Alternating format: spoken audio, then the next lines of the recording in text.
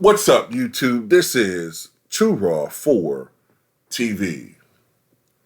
All right, so this is a requested video from one of my subscribers. He wanted me to do a comparison between Tim Duncan and Kevin Garnett.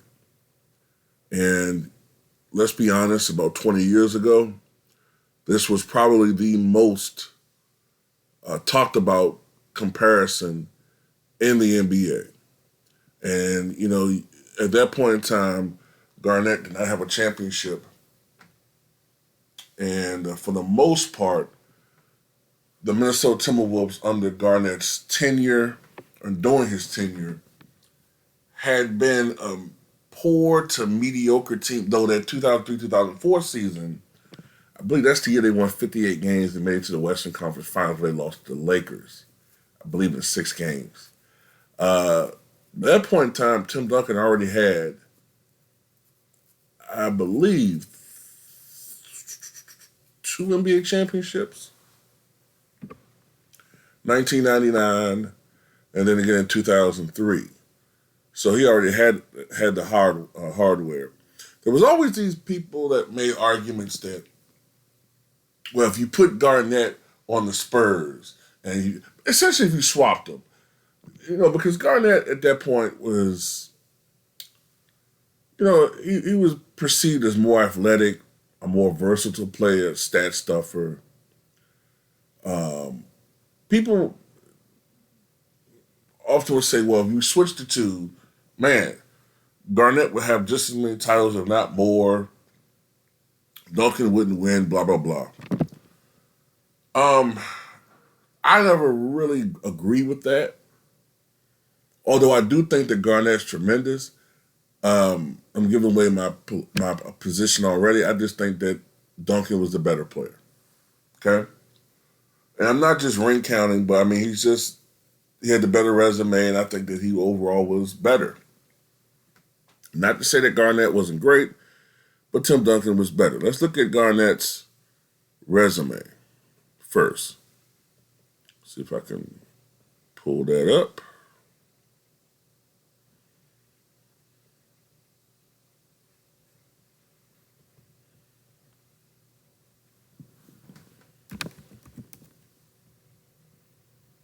All right. So, of course, Kevin Garnett is an NBA champion. Won the championship back in 2008 with the Boston Celtics. Was the league's MVP back during the 2003-2004 season. A 15-time NBA All-Star. Was the All-Star Game MVP back in 2003, which was Michael Jordan's last year in the NBA. Was a 4-time All-NBA first-team player, 3-time All-NBA second-teamer, 2-time All-NBA third-teamer, NBA Defensive Player of the Year in 2007-2008, 9 times NBA All-Defensive First Team, 3 times NBA All-Defensive Second, led the league in rebounding 4 times in his career. I think that's maybe 4th all time. Got to think about that. I know Wilt had 11 rebounding titles. Robin had 7. Moses Malone had 6. That might be tied with Drummond, if I'm not mistaken, with 4. But anyway, was on the NBA All-Rookie second team and the 75th anniversary teams. And his number 5 retired with the Boston Celtics. And if it wasn't for, the vitriol between him and the Minnesota Timberwolves owner, his number 21 would have been retired by the Timberwolves, but it is what it is. Scored 26,071 points, grabbed 14,662 rebounds, and dished out 5,445 assists, averaged 17.8 points, 10 rebounds, and 3.7 assists in the NBA. He shot 49.7% for his career, which is a very, very good percentage, especially for the era that he played in. He played in, I believe, 21 NBA seasons from 1995, 96 to I believe 2016, 17. No, 2015, 16. So actually he played, no, there is 21 seasons. 21 seasons. From 1995 to 2016. 1,462 games. Shot 27.5% from three-point range. Now, in the era that he played in, that wasn't a bad shooting percentage for a big man because big men generally did not shoot threes at all. So the fact that he had seasons hovering around 30%, even though he rarely took those, was interesting. Always a great free throw shooter by a big man, 78.9% for his career.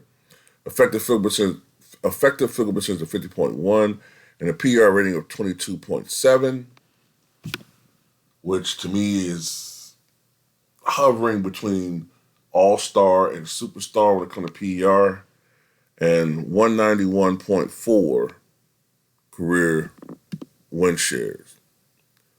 Now, I would say,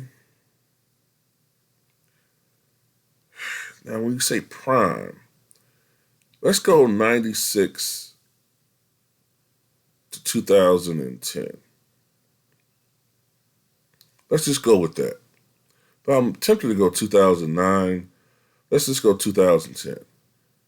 So for that 14-year period, Garnett averaged 20.5 points, 11.2 rebounds, 4.4 assists, 1.4 steals, 1.6 blocks, 49.7% shooting from the floor, 28.2% from downtown, but only attempted 0.5 three-pointers per game, which is like one every other game, I guess. And 78.7% from the charity stripe. Got to the line 5.1 times a game. Let's look at his playoff numbers. He appeared in 143 playoff games for the Minnesota Timberwolves and Boston Celtics, and one run with the Brooklyn Nets alongside Paul Pierce, of course. In those years, 18.2 points, 10.7 rebounds, 3.3 assists, 1.2 steals, 1.3 blocks, 47.8% shooting from the floor, 27.3% from downtown, and 78.9% from the charity stripe. And let's go once again, 96 to 2010 as far as his prime. In the postseason, then it goes up to 20 points per game, 11.2 rebounds, 4 assists, 1.3 steals, 1.4 blocks, 47% shooting from the floor, 30% from downtown, and 78% from the charity stripe. So that's his accolades. Let's look at Tim Duncan. And to me, Tim Duncan had more accolades, and he was just a bit more dominant, in my opinion. All right, so let's look at Tim Duncan. 5-time NBA champion, 3-time Finals MVP. That right there blows my water. The 5 championships to 1, and the 3 Finals MVPs versus none for Kevin Garnett. As we know, Paul Pierce was Finals MVP, 2008. 2-time league MVP. That's an advantage over Garnett, who has 1. 15-time NBA All-Star. I believe they're tied in that. NBA All-Star Game co-MVP in 2000. So they both had an MVP award in the All-Star Game. 10 times All-NBA First Team. 3 times All-NBA Second Team. 2 times All-NBA Third Team. Pretty much about the same. 8-time NBA All-Defensive First Team. That's on par with Garnett's 9. 7 times All-Defensive Second Team. So that's pretty much on par with Garnett. Rookie of the Year Award. NBA All-Rookie First Team. NBA Teammate of the Year 2015. And number 21 retired by the San Antonio Spurs. He was also USA Basketball Male Athlete of the Year in 2003. Sports Illustrated Sportsman of the Year in 2003. Won the IBM Award in 2002. And is on the 75th anniversary team. I think I forgot one thing with Garnett. Let me go back. One thing I forgot to mention, and I saw that, I just saw this. International. Won Olympic gold in Sydney in 2000. This is Garnett. And the FIBA Americas Championship 1999 San Juan, Puerto Rico. Won Olympic gold. But I just had to go back to that because I forgot that with Garnett. Tim Duncan, let's continue. Altogether scored, I believe, over 26,000 points as well. Yeah, 26,496 points. Grabbed 15,091 rebounds and blocked 3,020 shots. Now, the averages are 19 points a game, 10.8 rebounds, 2.2 blocks per game. Let me say this before I forget. Although Garnett has 4 rebounding titles and Tim Duncan didn't, he never led the league in rebounding, one thing has to be said about that. The vast majority of Garnett's rebounds were defensive boards because he wasn't mixing up in the paint like that. You know what I'm saying? Garnett didn't have quite the physical build to be muscling in the paint like that. He was I say he was a small dude, but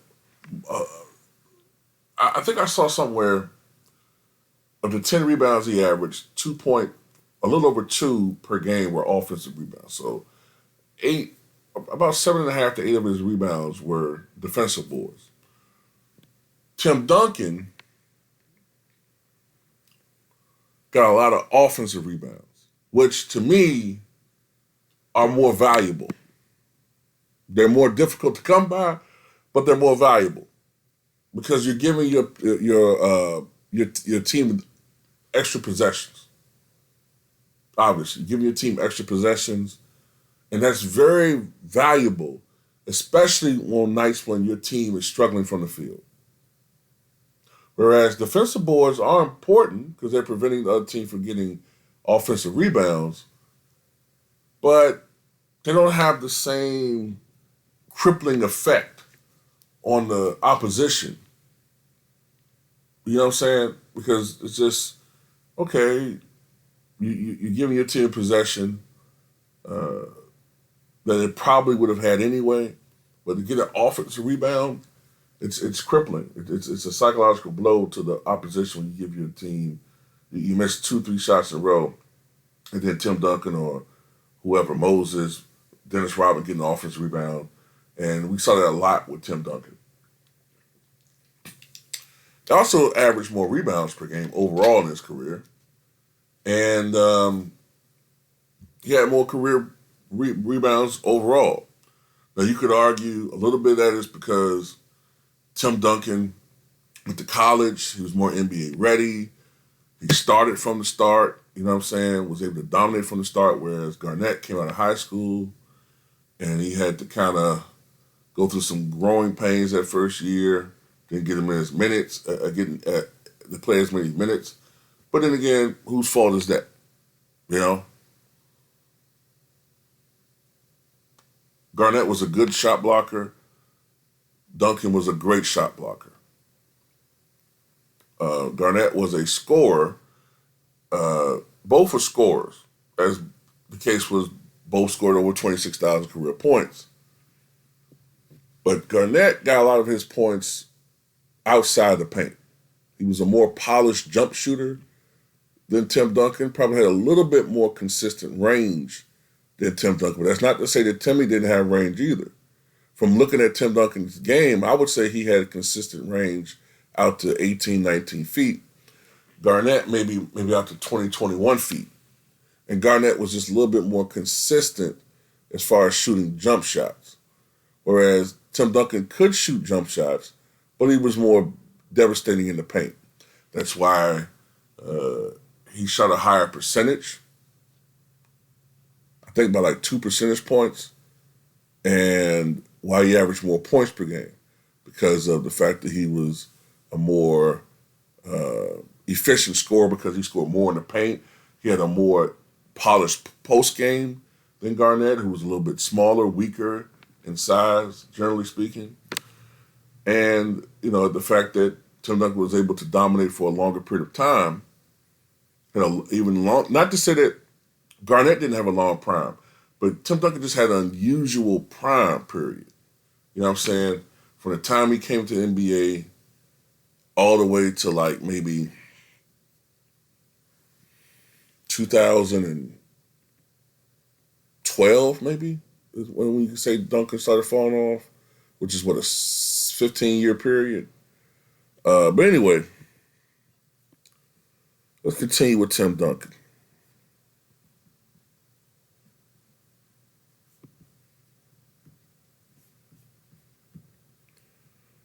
All right, let's continue with Tim Duncan.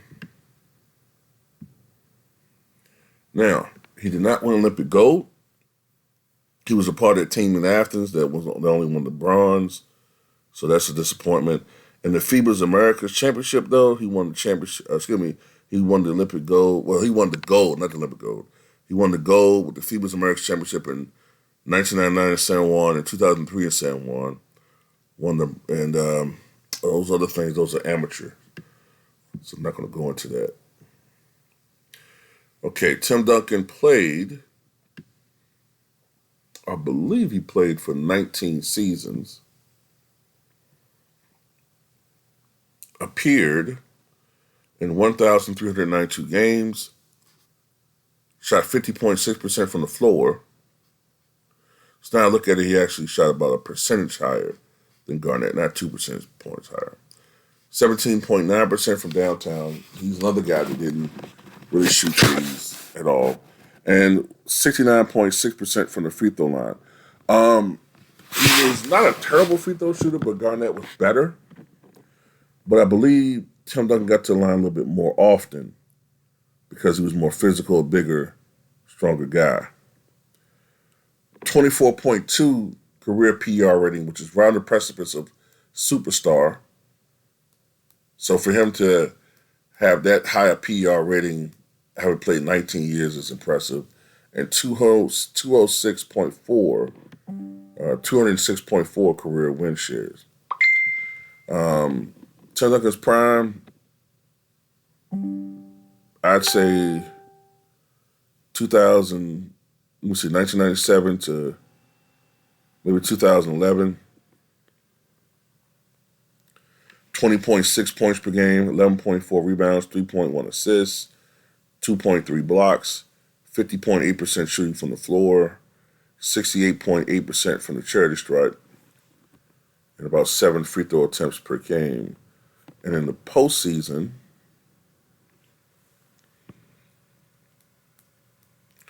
.6 points, 11.4 rebounds, 3 assists, 2.3 blocks, 50.1% shooting from the floor, and 68.9% from the charity stripe. And from 98 to 2011, 22.7 points, 12.4 rebounds, 3.4 assists, 2.6 blocks, 50.2% shooting from the floor, and 67.8% from the charity stripe.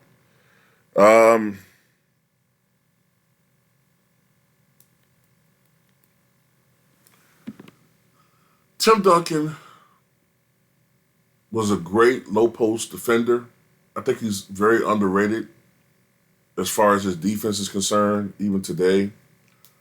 His impact on the game, the numbers clearly show this. He basically carried the Spurs in 2003. A lot of people, don't look at the fact that, yeah, they had Mon Ginobili, yeah, they had Tony Parker, but they were just developing. Tony was 19 years old. Manu was just getting used to playing the NBA. David Robinson was old. You know what I'm saying? That was Steve Kerr's last year in the NBA. They got carried by Tim Duncan. And even Tim Duncan's last year in the NBA, the Spurs won 67 ball games. And it's amazing during that whole run with the San Antonio Spurs that when Tim Duncan was playing, The Spurs either won 50 games or more, or they won the equivalency. It would have been 50 games had the season been full. That's amazing.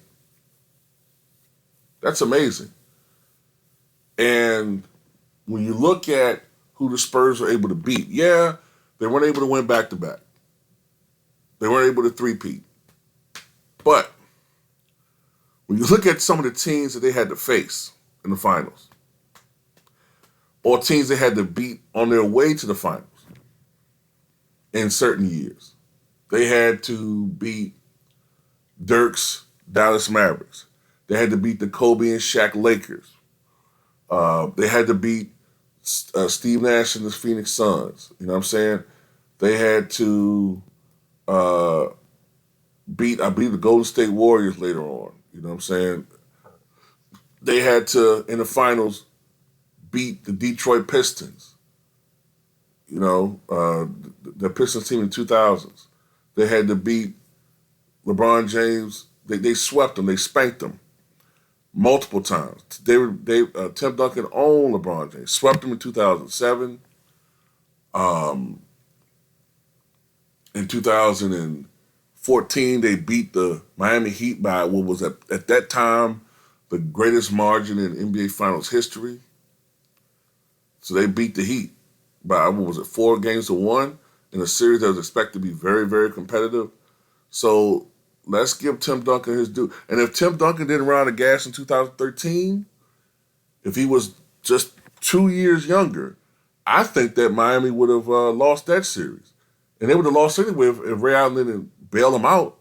But even with that, if Tim Duncan was 2 years younger and Manu Ginobili didn't forget how to, play basketball at certain stretches in that series, I think they would have repeated in 2013-14.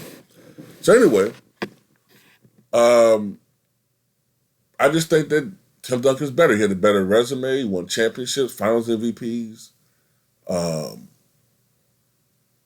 I think he had a longer stretch of being dominant, a little bit longer even than Kevin Garnett. Garnett, you could argue, was a bit more versatile defensively. He could guard at times, maybe in his career, 1 through 5 for stretches. Tim may be not as versatile, but Tim was very, very dominant in the post. Tim Duncan was one of the few guys I think that could actually consistently, along with Dennis Rodman, if not shut down Shaq, prevent him, along with Arvydas Sabonis, because he was a big body. And Dennis just had an unbelievably strong core. Just unbelievable. The strongest core I've seen of anybody his size ever. But anyway, those guys were able to at least contain Shaq for long periods of time. Garnett couldn't do that. You know what I mean? Garnett was a great passing big man. Tim Duncan was underrated in that aspect as well. And if you put Tim Duncan on any other mediocre team, his numbers would have been through the roof. You know what I'm saying? He would have averaged, instead of 22 and 12, he would have averaged like 30 and 13. May not have won as much, but you know what I'm saying? Tim Duncan was tremendous. I think he's becoming one of the most underrated players in the history of the NBA. But anyway, that's just my take on this. What you guys think?